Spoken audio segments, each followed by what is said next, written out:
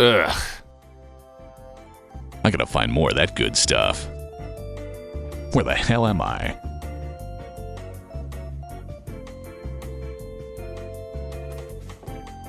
Let's see. Shit.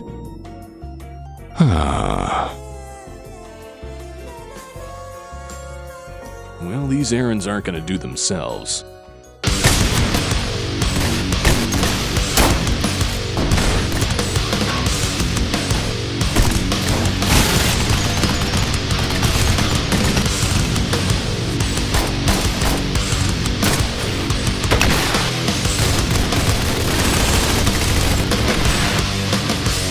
I regret nothing.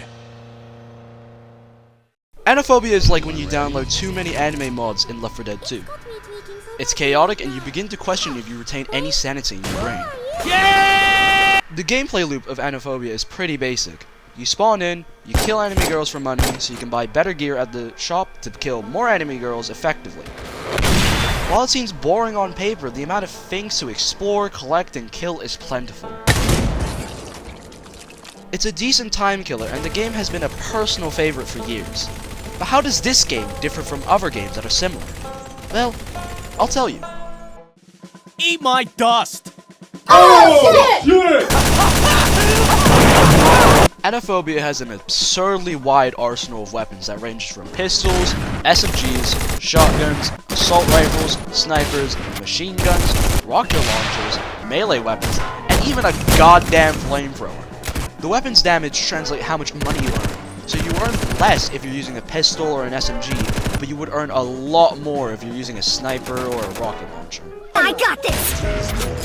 Where do you think you're going? I don't know. Hey, yo, what the fuck? There's two sets of weapons, the ones that are buyable in the lobby as you spawn in, and the ones you can find around the map, which I'll get around to soon. Every weapon is viable, but some are just better in specific situations. If you're just beginning or at a low level, then you should consider using high damaging weapons like the Medusa or XM25, so you can earn more money and EXP.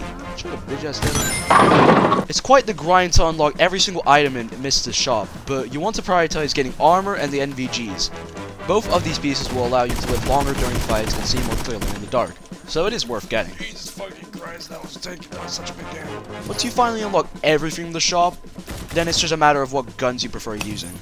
I don't think I can talk about every weapon because it would make the video absurdly long, although I can talk about a few of my personal favorites.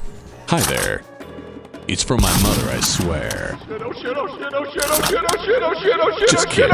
I'm an absolute sucker for spinning animations. Something about them are just very satisfying to see. And this gun has a spinning animation for when it reloads! This gun is found in the Wild West town that's nearby the trailer park. It's a solid shotgun.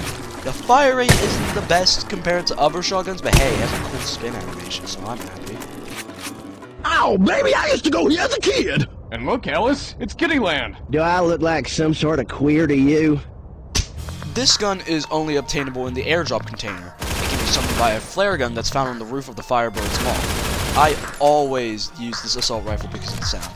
It sounds nice compared to most other rifles in the game, and it's all around just a good assault rifle. There isn't any negatives I see with this gun. Okay. Let's dance! The most recent update introduced some new melees and they added a katana. It's found in the Geek Mart in Firebird, and the fact that it can one-shot enemies with 100 health due to its bleeding effect and it can swing quickly, it makes this melee one of the best in game. Yahoo! This gun was the gun for grinding earlier Aniphobia. Being able to one-shot anyone with 200 health at the body and one-shot anyone with 400 health at the head is pretty good. The Hectate 2... The Hectate 2 is an alright alternative if you want a bit more money, but it has less ammo and you have to wait a little bit more between every shot. With Aniphobia's massive weaponry stash, there's a weapon for everyone. It's just a matter of finding them.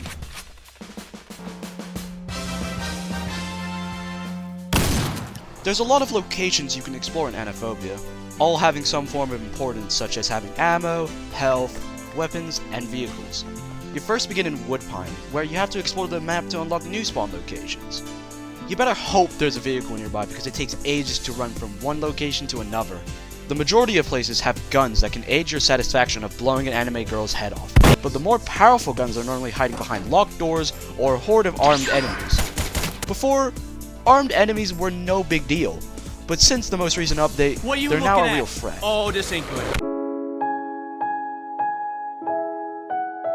Especially if you don't have any armor on you. Woodpine, the church, Will's Den, garage, and Redwood locations are starter areas.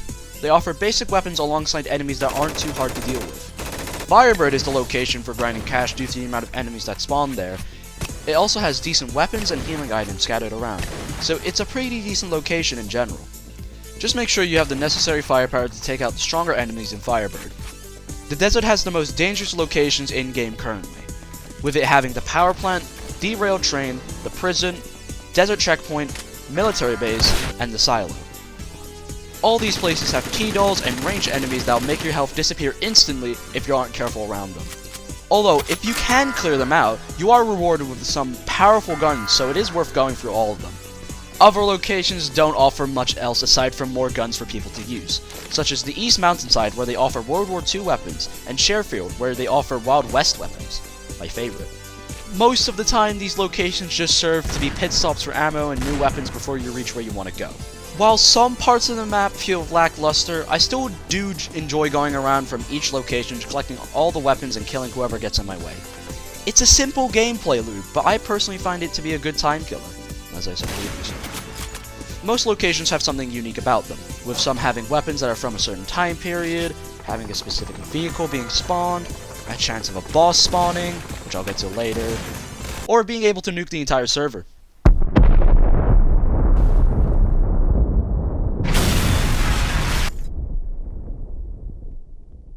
Yeah, if you get too bored, you can just nuke the entire server.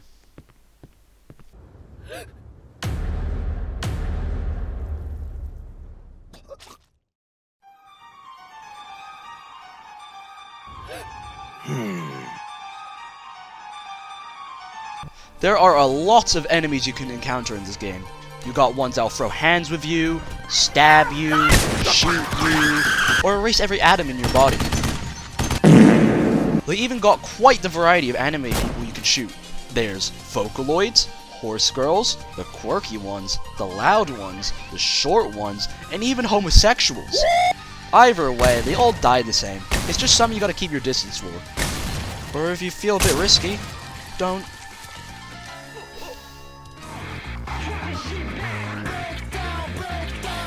As I said before, there's bosses in the game, with there being 5 as of right now. That being Darkness, Mori Calliope, Dio Brando, Denji, and Sangvis Fairy. Darkness spawns in the ditch that's nearby the church. She primarily attacks via sword swings and dashes. She's by far the easiest to fight out of all of the bosses, since she has no ranged abilities. She drops a Juggernaut vest, which gives you 200 more health and is currently the best armor in the game. Mori spawns in Will's Den, and isn't too different from Darkness in terms of attacks. The only difference is that Mori is able to summon zombies, and she's able to heal herself a little. Mori drops a Scythe, which is the strongest melee in-game, as it can one-shot a majority of the enemies, alongside having lifesteal as well, which is pretty good. Dio Brando is found at the mansion. Fighting him is a little different because he has ranged abilities and is just straight up able to teleport right in your face. He can also summon his iconic Road Roller, which instantly kills anyone that's in his yellow circle. Dio drops a crossbow, which, I mean, no one really cares about it. It does good damage, but yeah, I've never seen anyone really use it. Denji spawns at the Lumberyard, where he plays a bit similarly to Darkness and Mori, just way more faster. The special thing about him is that he's immune to headshots, which just prevents his eventual death, but I do like how this passive makes him a bit more unique compared to the other bosses.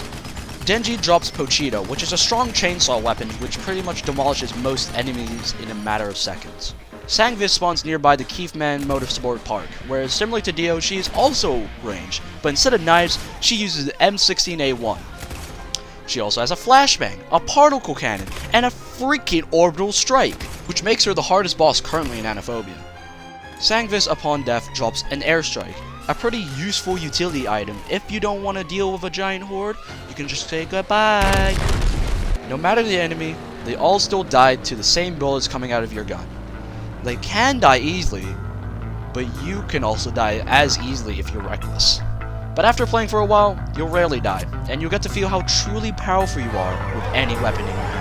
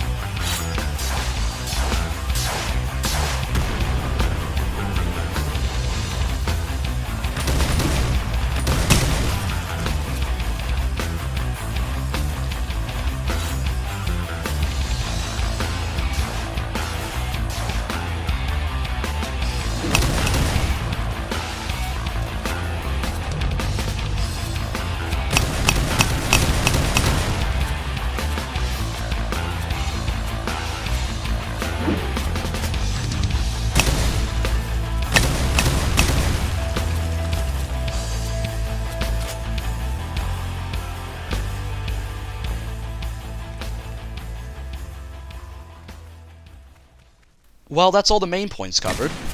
But with what I said throughout this entire video, Aniphobia doesn't seem too fun. Some people may say it's too basic for a game, or others may say there's no cool mechanics to make movement easier or whatever.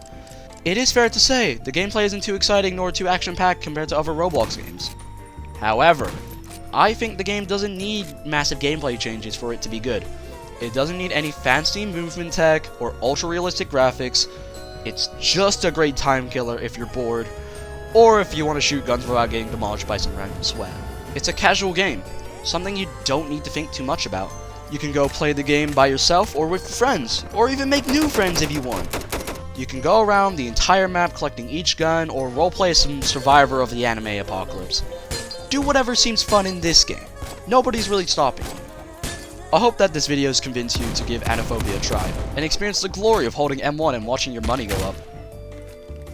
I'll see you guys next time.